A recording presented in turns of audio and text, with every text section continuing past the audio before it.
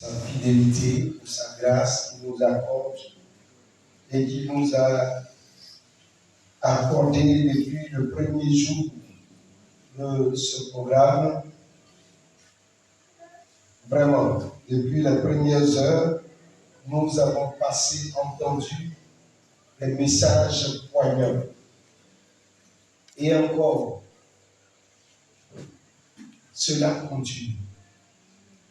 Nos femmes, depuis ce matin, avec nous-mêmes les hommes, nous avons appris beaucoup. Seulement, demandons au roi des rois de nous aider à mettre les paroles de Dieu en pratique, à les vivre chaque jour et chaque instant. Réservez toujours vos questions. Il y aura un moment de nous donner le micro pour poser toutes ces questions. Je vais appeler une sœur qui va nous rendre un témoignage aussi. Un témoignage poignant. Ne soyons pas des auditeurs oublieux. Toutes ces choses, le Seigneur permet que nous puissions entendre. Il le fait pour que cela change et transforme notre vie. Chaque jour, rapprochons-nous davantage de la croix pour être des hommes et des femmes selon le cœur de Dieu. Car il est difficile d'entrer dans le royaume des cieux parce que ce sont les violents seuls qui peuvent y entrer. Ce ne sont pas les sentimentaux, les idéologistes et tout le reste, mais seulement les violents. Ceux ou celles qui font violence sur eux-mêmes pour adopter le caractère et le comportement de Christ. Je vais appeler ici la diaconesse Esther. Elle va venir, elle va prendre un micro.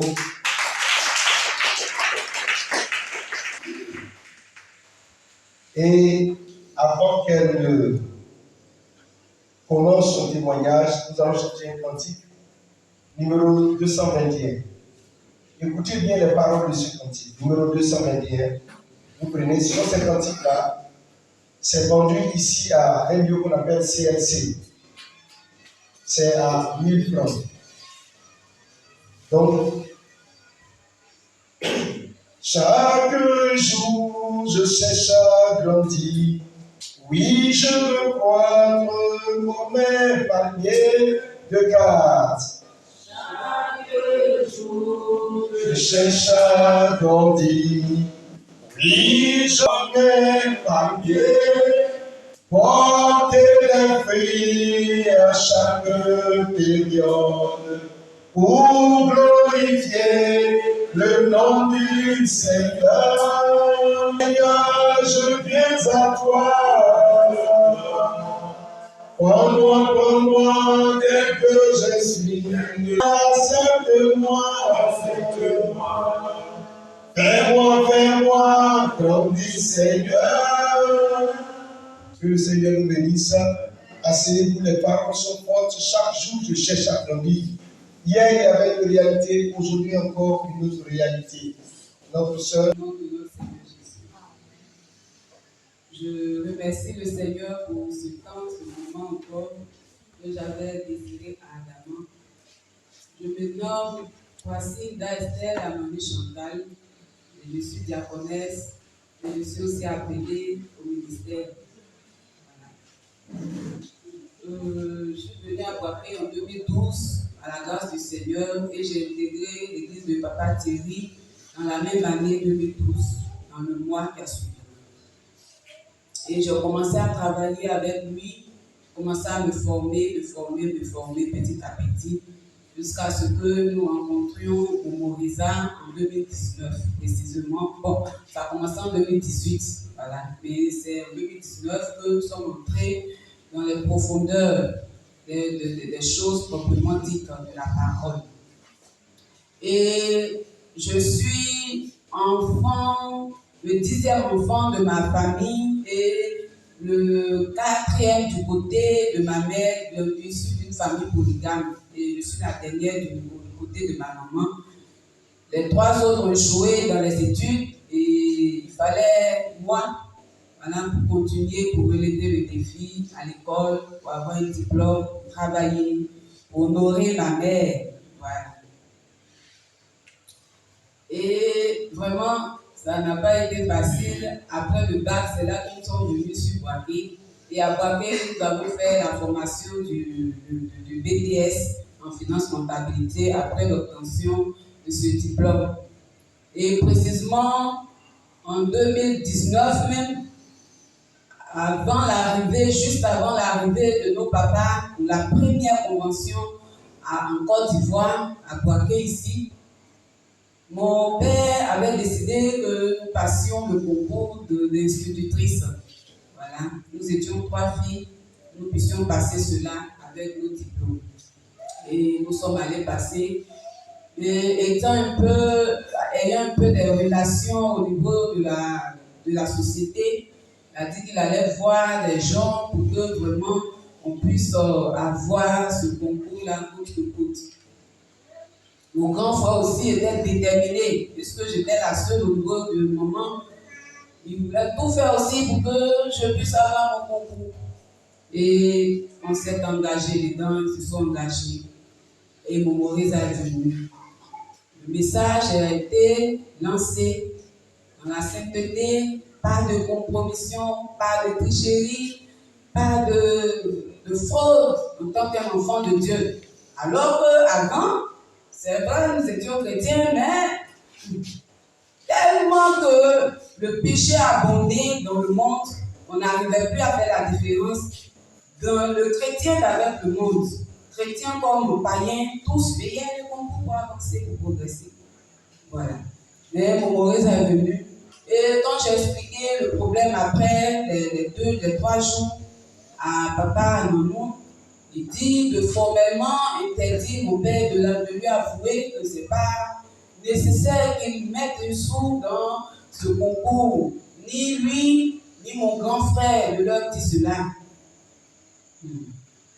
J'ai dit, j'ai compris papa et je suis allée, j'ai pris mon courage à 2 mains, je suis allée à Yamsoko et je leur ai dit. J'ai dit à mon père, mon grand frère, je l'ai appelé, je leur ai dit. Bon, ils m'ont dit qu'ils avaient compris. Ils ont dit ça comme ça, ils ont compris. Mais je leur ai dit quand même. Et le résultat est sorti, mon nom a été inscrit parmi les admis. Et je voulais signifier un fait avant cela. Avant que mon nom soit inscrit, ou bien bon, que mon nom, avant le résultat, avant que mon père ne m'appelle, j'avais reçu un songe dans lequel l'enlèvement a eu lieu et que j'étais restée. Je faisais l'effort de pouvoir joindre mes parents spirituels, papa et maman, mais je n'arrivais pas. Il y avait un ange coriace qui m'a pris entre ses mains comme j'étais un bébé, il m'a serré, il m'a empêché de les rejoindre. J'ai dit non, je veux partir, je veux partir. Et après, c'est comme si je me suis retrouvée dans une cellule de prison et un être qui est venu avec des armes blanches nous montrer voici les armes avec lesquelles nous allons vous torpiller ici. Et avec toute la peur, je me suis réveillée, croyant que c'était la réalité. J'étais vraiment troublée. Et j'ai dit à Dieu, je ne sais pas, qu'est-ce qui ne va pas? Alors que, bon, j'ai écouté le dépouillement, je me suis dépouillée. Comment tu me parles et puis j'arrive pas à saisir? Si j'arrive pas à comprendre ton langage, aide-moi à le comprendre véritablement. Et je suis allée rejoindre ma soeur pour prier. Nous sommes allés chez son pasteur pour prier. Et là-bas, le pasteur, bon, je ne lui avais rien dit. Et il a dit qu'il y a quelqu'un qui a dit qu'il veut entendre la voix de Dieu, comprendre le langage de Dieu. Il prenne 3 jours de jeûne à fouiller et le Seigneur va se révéler à lui. Je savais que c'était moi. Parce que c'était la prière que j'avais fait le matin même avant de sortir de la chambre. Et quand je suis venue à Boaké, j'ai obéi.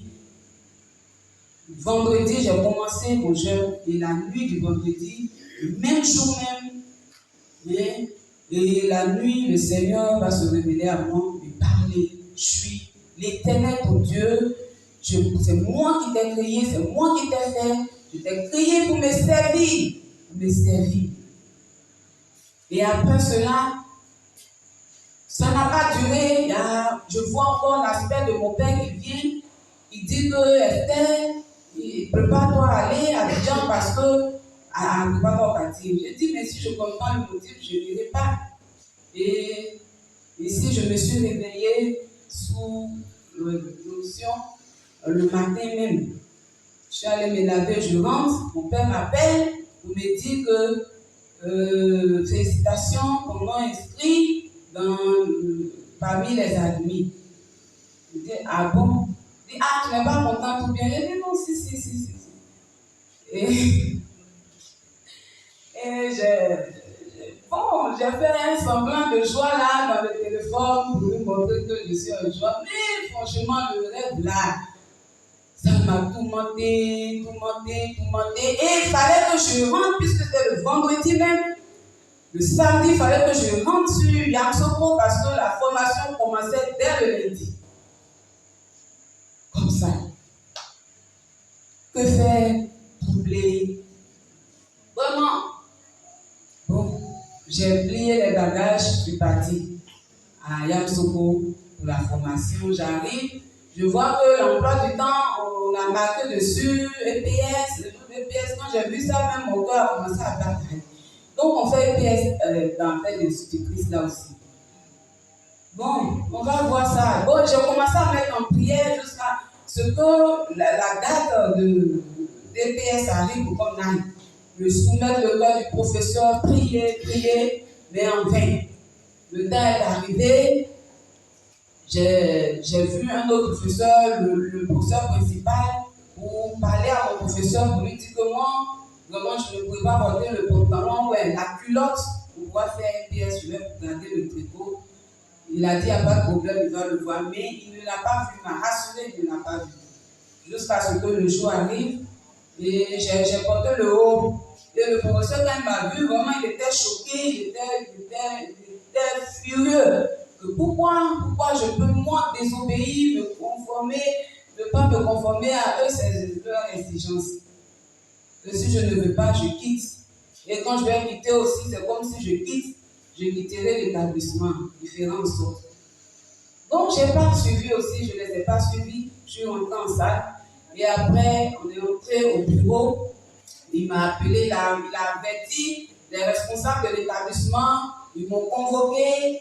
Et pourquoi je ne veux pas porter ça et là, je leur ai donné mes raisons. Que je suis chrétienne. La Bible interdit le port du pantalon aux femmes, des culottes aux femmes, les pantalons et tout ça. Et ils ont dit non seulement, la personne de justifier, c'est seulement pour la formation. Après quoi, c'est fini. Je dis non. Je ne porterai pas. Et ils ont appelé mon père. À ma grande surprise, il est arrivé. Déjà dans le bureau, ils ont commencé à parler. Après, il m'a dit de le suivre. Et il a dit à un tonton là de me parler encore. Sinon, ce que je ne connais pas, je vais connaître. Ils m'ont parlé, j'ai dit non. Il a appelé mon grand-père pasteur qui me parle. Mon grand-père pasteur me parlait au téléphone. J'écoutais, je voulais m'éloigner pour lui parler. Sincèrement, et mon père a voulu me porter, mais là, immédiatement là. Donc, je me suis gardée de parler. Et il a fini, bon. Ils ont délibéré pour dire, ils m'ont donné, mon grand-père est venu, il est venu les voir, ils lui ont dit, bon, on lui donne en 3 jours, réfléchissez, et après on va voir. 3 jours sont passés, on est revenu, ils m'ont convoqué encore, ils m'ont demandé quelle est ma décision. Je leur ai dit que je n'ai pas changé de décision, c'est la même décision. Et le monsieur m'a dit que vraiment je gâche mon avenir à faire tout ceci, à faire tout cela, de me plier. Même que si je veux de porter le pantalon, ça fait rien, ça cache le quartier privé. Je dis non, c'est pas ça le plus important. Le plus important, c'est d'obéir. Le fait de ne pas porter, c'est ça. Et il a dit, bon, d'accord, avec tout ça, il a dit, bon, il ne peut pas me dire de retourner en salle parce que les professeurs tous se sont révoltés. C'est devenu comme un cinéma, c'est devenu comme une affaire. Vraiment,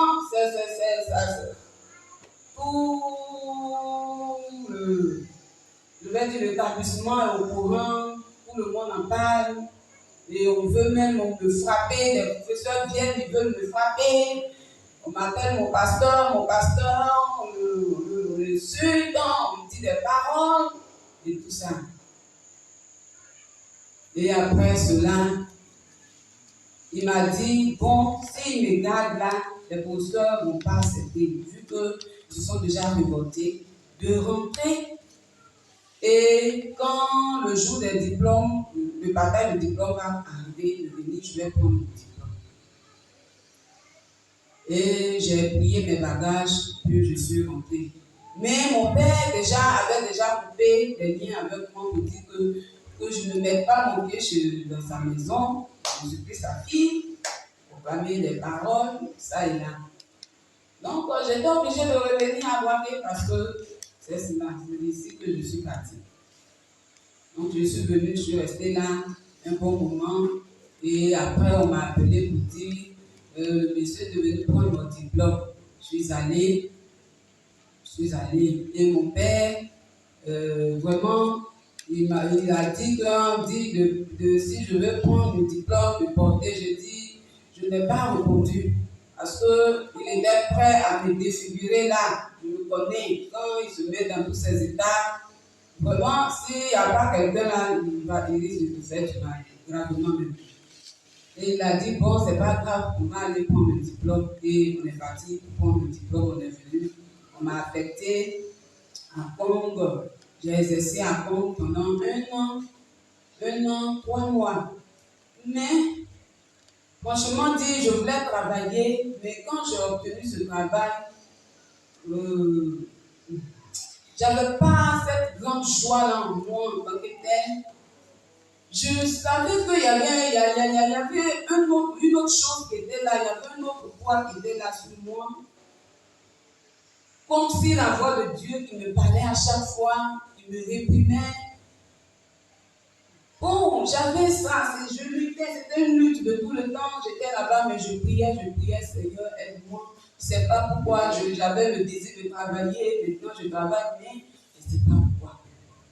Je n'ai pas suivi de formation, j'ai fait 2 semaines seulement de formation, mais où j'étais, le directeur, lui, c'était un directeur de diplômé, il avait déjà 10 ans de service, donc il m'a formé, j'étais avec lui, on a travaillé ensemble jusqu'à ce que j'abandonne le travail. Mais avant d'abandonner le travail, j'ai prié le Seigneur.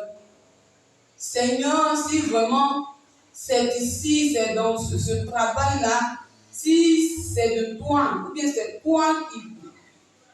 Je suis dans ta volonté, étant dans ce travail, Seigneur, glorifie-toi, révèle-moi pour que ce que je ressens là puisse quitter. Mais si ce n'est pas toi, ou bien tu ne me veux pas dans ce travail, là où tu me veux aussi, d'ailleurs me le révéler pour que je le sache, pour que je sois en paix. Voilà. Mais avant cela, j'avais déjà déclaré mon appel à papa. Déjà, il était venu me voir pour lui déclarer l'appel parce que le Seigneur m'avait déjà dit ça à plusieurs reprises. Mais pour moi, je pouvais jongler les deux en travaillant et en faisant l'œuvre de Dieu. À un moment donné, le Seigneur m'a fait savoir que lui, c'est de moi qu'il veut. Il me veut totalement, il me veut entièrement. Pour Maurice avait organisé une semaine de jeûne dans cette année-là, l'année passée. Organisé une semaine de jeûne, d'évangélisation. Étant là-bas, j'ai suivi ce jeûne et c'est dans ce laps de temps que le Seigneur va me convaincre de pouvoir délaisser ce travail et de venir le suivre totalement et entièrement. Là encore, c'était un combat. Comment dire à mon père que je ne veux plus travailler? Comment? J'ai prié, Seigneur, dis à mes parents spirituels, soutenez-moi, aidez-moi parce que, franchement, je n'ai plus le cœur sur ce boulot-là. Je veux être pleinement dans la volonté de Dieu, je veux le suivre. Papa a dit, on prie, prions seulement. On priait. J'ai vu mes parents, mon grand-père, mes frères, pour qu'ils puissent m'aider à aller vers mon père pour lui parler. Personne, eux tous sont désengagés, ils ne sont pas prêts. Ni ma mère, ni mes frères, ni personne. J'ai dit, ok, tout compte fait, j'affronterai un jour. Donc, j'ai prié avec le soutien de la famille chrétienne, en tout cas, j'ai prié. Et j'ai dit une seule parole à Dieu. J'ai dit, Seigneur, mon père m'a trop maudit à cause du fait que je veux te plaire. Il y a eu trop de malédiction. Et cette fois-ci, vraiment, si c'est toi qui veux que j'abandonne ce travail pour te suivre totalement, je te prie que tu fermes sa bouche afin qu'il ne fasse pas de cela encore une affaire vraiment à la toile. Je l'ai dit comme ça dans mes prières, suivi de jeûne, prière et jeûne, jusqu'à ce que, franchement, je le dis, je l'avoue, je n'ai pas eu le courage d'aller devant lui. Je connais mon père, je sais de quel tempérament il est, je le connais. Voilà, je le connais. Donc, je n'ai pas osé aussi l'appeler, mais j'ai pris le temps de composer des messages sur cela. Et dès le matin, à 6 heures du matin, je mis les unités et je leur balançais tous les messages pour renoncer au travail avec les raisons à la bouche. Et j'étais là, j'étais en classe, j'avais vraiment peur, j'étais là, j'attendais le résultat vraiment avec les élèves de regardent, maîtresse, aujourd'hui là quoi, maîtresse là. J'étais là un peu seulement, j'ai eu le message. Ma mère m'appelle, elle dit, si ton père t'appelle pour te dire que, est-ce que tu m'en as parlé? Dis-lui que tu ne m'as pas parlé de ça.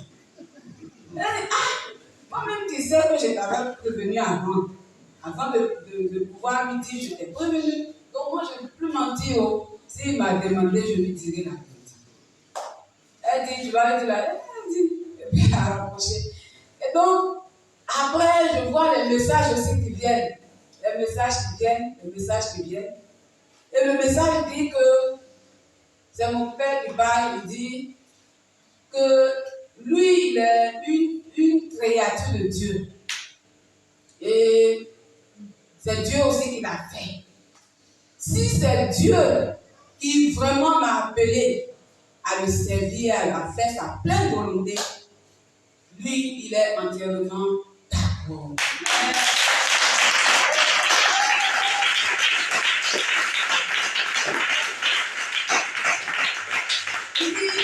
Il est entièrement d'accord. Il ne peut pas s'opposer au plan de Dieu pour ma vie. Il est entièrement d'accord. Et ce qui va suivre, je l'ai envoyé un message sur le champ pour dire, papa, c'est vrai, est-ce que c'est vrai ce que tu dis? Il dit oui, et il m'a envoyé encore des bénédictions que vraiment le Seigneur illumine dans ton ministère, qui te plaît, qui te dirige, qui t'apporte la force de le servir, de faire sa volonté. Vraiment, j'étais assise dans la classe et j'étais remplie de joie.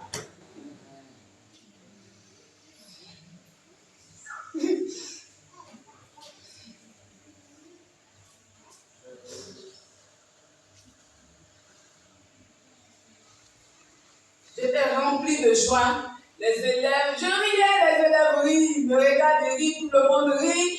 C'est la joie dans la classe, c'est la joie. J'étais joyeuse. Et en même temps, j'ai appelé mon papa, je lui ai dit, pasteur, voilà.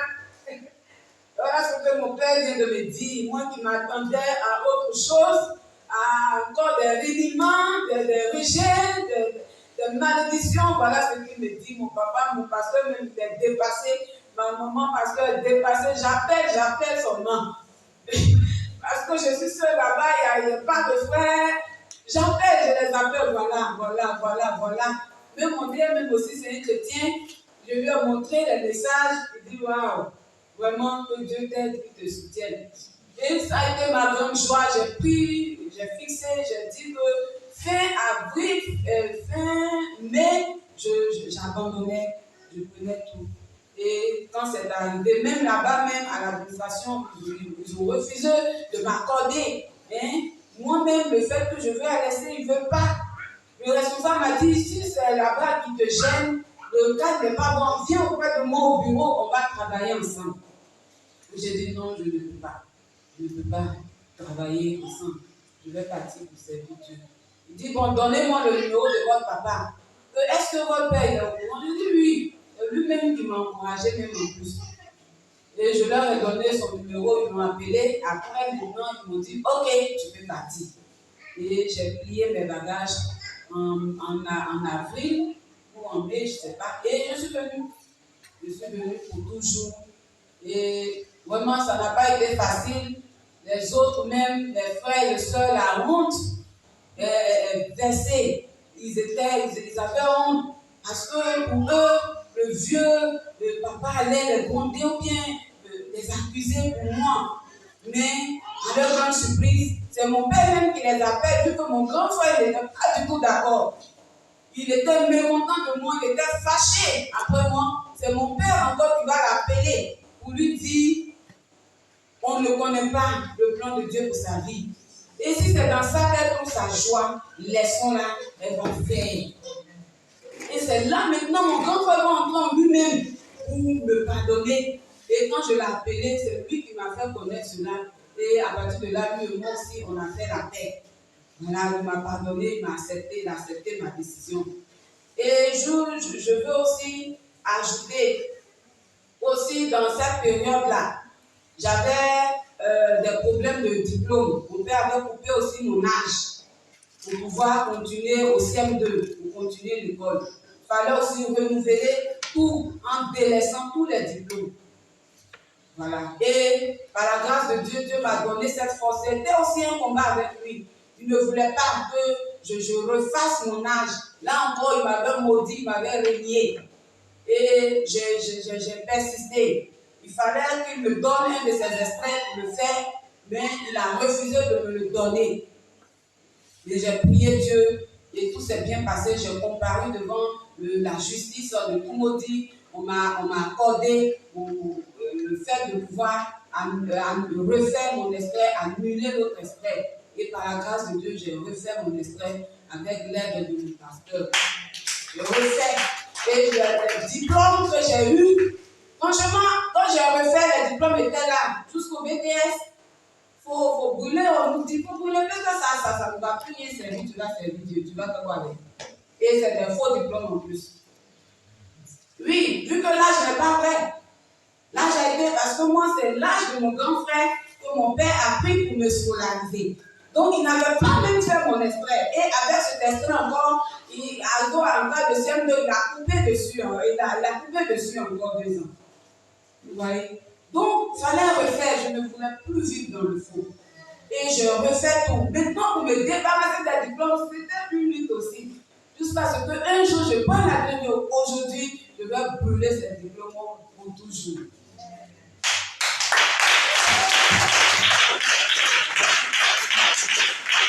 Et j'ai pris les diplômes, je suis allée les brûler là. Quand je les ai brûlés, la nuit, il y a un homme qui est venu me féliciter.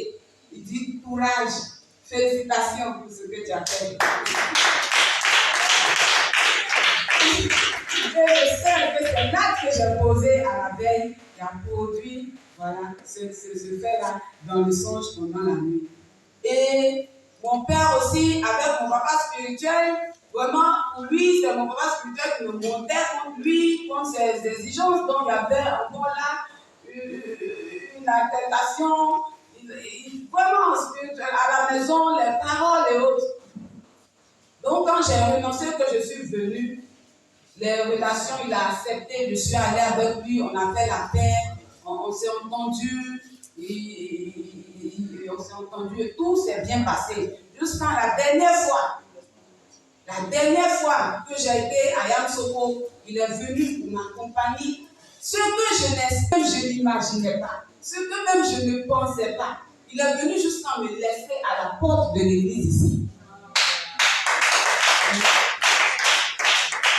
Ils sont venus connaître ici, mais il n'a pas encore eu ce courage-là d'entrer et d'entrer en contact avec mon pasteur.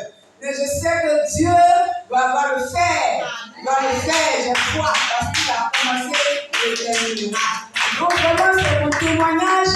Et vraiment, je suis contente, je suis en paix, je suis là, je sais, mon Dieu, tranquille. C'est vrai, ce que j'ai, je ne gagne pas le plus, mais le minimum, je vis avec, dans sa grâce, et ça me suffit. La Bible dit qu'il vaut mieux manger un pain sec que de manger de la viande, les querelles pour aller en enfer. Je préfère ça. Alléluia. Donc, ne laissons pas, si je voudrais ajouter ici pour exhorter mes frères et mes soeurs, ne laissons pas le monde nous conquérir par ses attraits, le port du pantalon, de la culotte. Aujourd'hui, dans toute la société, c'est ça. Les femmes, si elles veulent travailler dans la société, elles doivent se plier à ces choses. Parce qu'on ne gagne pas travail. On ne gagne pas travail. On ne gagne pas travail. Je vous dis, mon père même, il était venu à Boiter. Et j'étais à l'évangéliser.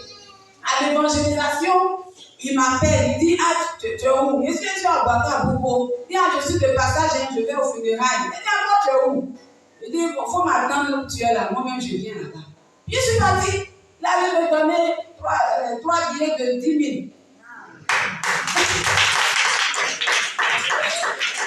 À ce moment-là, j'étais vraiment en galère, j'étais chaud financièrement. Et le Seigneur a incliné le cœur de mon père pour me visiter. Voyons ça. Voyons ça. Donc, vraiment, ayons foi en Jésus. Ne laissons pas les choses de ce monde nous soumettre. Laissons-nous à Dieu. Dieu même va nous donner. Il va nous positionner là où il le veut. Et nous allons faire sa volonté comme notre maman l'a dit. Alléluia. Ce n'est pas le travail de ce monde qui va nous donner une identité devant Dieu. Ça, c'est devant les hommes. Mais devant Dieu, là, c'est pour lui. C'est son travail. C'est sa volonté. Cherchons la volonté de Dieu. Mon papa au courant, mon pasteur, il est là. Combien de fois travail à moi je cherchais? Demandez-lui. C'est vrai, j'étais engagée. Je suis toujours engagée par la grâce de Dieu. Mais mon travail là, je voulais travailler pour honorer ma mère. En tant que la seule dans la famille, je voulais l'honorer. Et il fallait tout travailler, même mes petits débrouillements. Tout ce que je gagnais, je vais déposer ici, au port. Ça et là, les gens me promettent, même en signe, combien on va me payer. Mais ça ne passait jamais. Ça ne passait jamais. Ça n'allait pas. Alors que j'avais été programmée pour servir Dieu. Mais moi, je ne savais pas jusqu'à ce que Jésus me fasse connaître sa volonté. Et aujourd'hui, par sa grâce, je crois bien que je suis dans sa volonté. C'est vrai, ce n'est pas facile avec les bâtons de Papa Thierry, mais ça va un peu, je sais que je vais y arriver. Amen. Que Dieu nous bénisse, c'est là mon témoignage. Alléluia.